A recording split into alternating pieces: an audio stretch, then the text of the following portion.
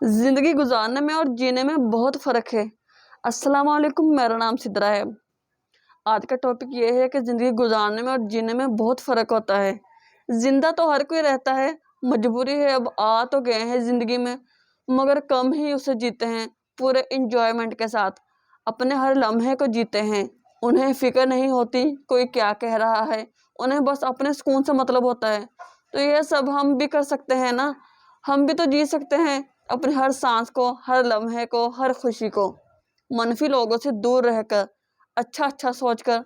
ये जो लोग ये बातें हमें लोगों की बातें तंग करती है ना, उन्हें वैल्यू ही नहीं देनी चाहिए।